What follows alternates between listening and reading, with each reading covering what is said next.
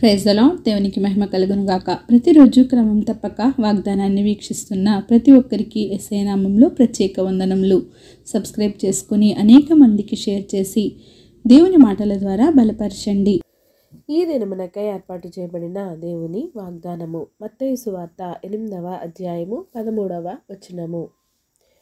నీవు విశ్వసించిన ప్రకారము నీకు అవునుగాక.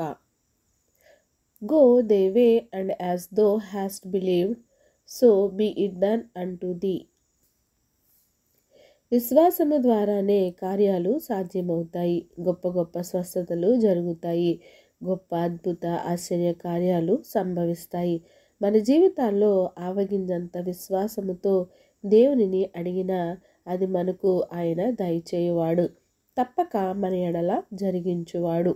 ఒకనాడు యేసయ్య గారి యొద్దకు ఒక శతాధిపతి వచ్చి, ప్రభువా, నా దాసుడు పక్షవాయువుతో మిగుల బాధపడుచు ఇంటిలో పడి ఉన్నాడు అని వేడుకొనినప్పుడు అందుకు యేసయ్య గారు, నేను వచ్చి వానిని స్వస్థపరచుదును అని చెప్పారు.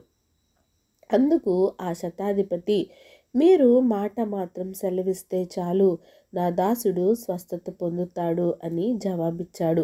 ఆ శతాధిపతికి ఎంత విశ్వాసం, యేసయ్య మీద ఎంత గొప్ప నమ్మకం. యేసయ్య గారు వచ్చి దాసుని ముట్టాలి, ఆయనపై చేతులుంచాలి, ఆయనకు ప్రార్థన చేయాలి, ఏవేవో చేస్తే గాని స్వస్థత జరగదు అని అనుకోలేదు. కానీ కేవలం యేసయ్య నోటి మాటతో స్వస్థత కలుగుతుంది అనే గొప్ప విశ్వాసం ఉన్నవాడు కనుకనే యేసయ్య గారిని ఆ విధంగా అడిగాడు.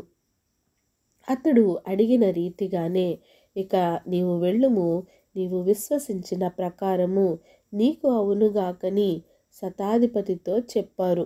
మరి మన విశ్వాసం ఎంత ఉంది, ఎలాగ ఉన్నది? మొదటిగా ఆయనను విశ్వాసంతో అడుగుచున్నామా?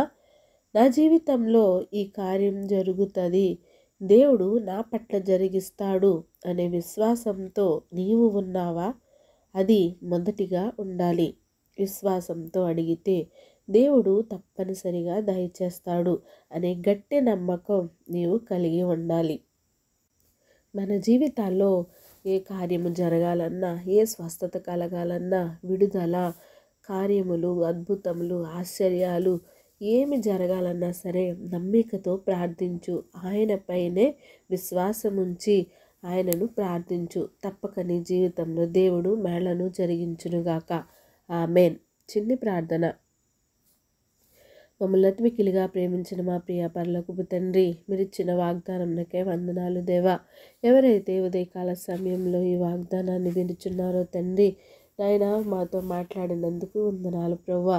అవును ప్రభువా, మేము విశ్వాసంతో ఏది అడిగినా అది అడగక ముందే మేము పొందుకొని ఉన్నామనే విశ్వాసంతో మిమ్మల్ని అడిగి ప్రతిదీ మీ ద్వారా పొందుకునే భాగ్యాన్ని ప్రతి ఒక్కరికి దయచేయండి.